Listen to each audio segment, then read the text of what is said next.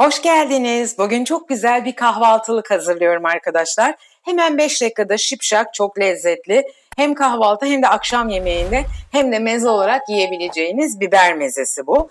Öncelikle benim 3 diş sarımsağım var. Sarımsakların üzerlerine basıyorum ve parçalıyorum. Ve tavama alıyorum.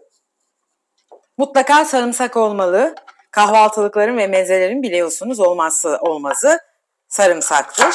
Şimdi benim 6-7 adet yeşil biberim var, köy biberim. Bunları iri iri doğruyorum.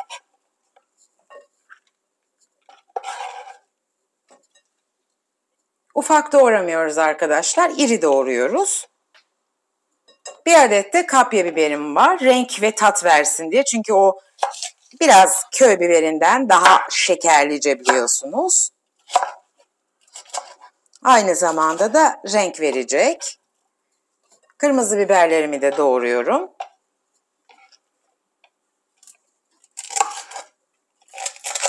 İri iri hiç uğraşmadan gelişi güzel çekiyoruz.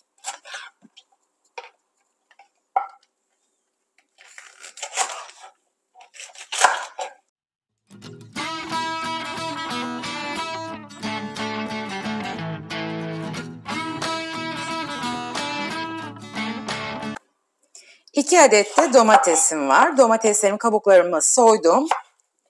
Ortadan ikiye bölüp domateslerimi de iri bir şekilde doğruyorum.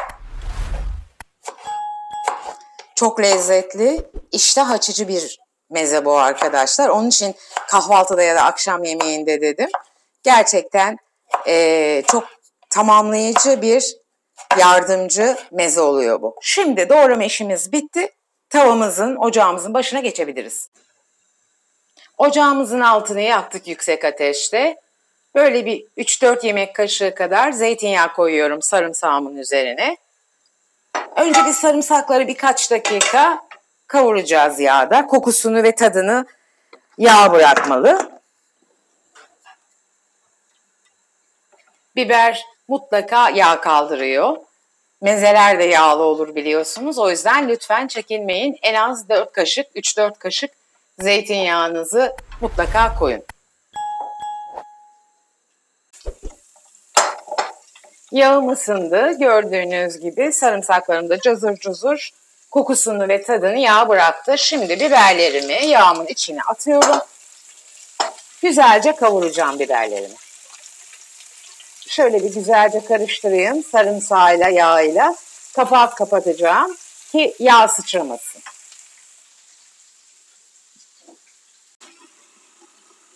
Gördüğünüz gibi biberlerim çok güzel kavruluyor. Dediğim gibi mutlaka bir kapak koyun çünkü çok yağ sıçrar. Hiçbir sakıncası yok. Bol yağ olduğu için herhangi bir haşlama gibi olmuyor. Kızartma gibi olacak arkadaşlar.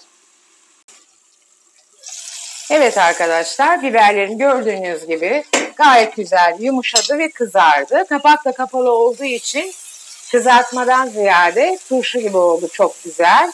Tam da istediğim gibi. Şimdi kestiğim domateslerimi üzerine ekliyorum. Bu esnada da bir çay kaşığı tuz, biraz karabiber,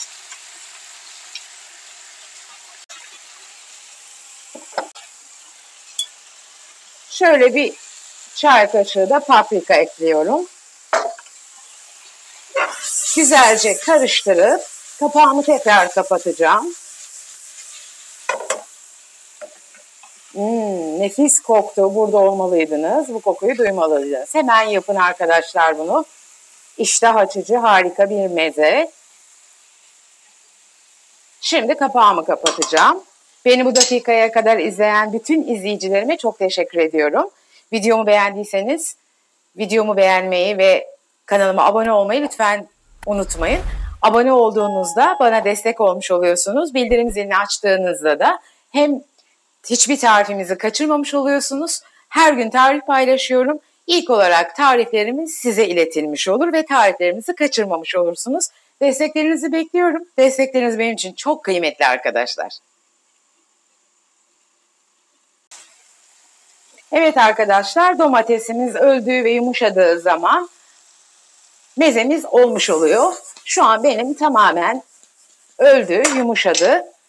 Hemen servis etmek istiyorum size. Evet arkadaşlar, nefis biber mezem hazır. Mis gibi koktu, çok lezzetli. Sosunu da tavadan hiç bırakmadan, çünkü ekmek banarak yiyince çok lezzetli oluyor. Evet, arzu edenler yoğurt koyabilir, arzu edenler bu şekilde de yiyebilir.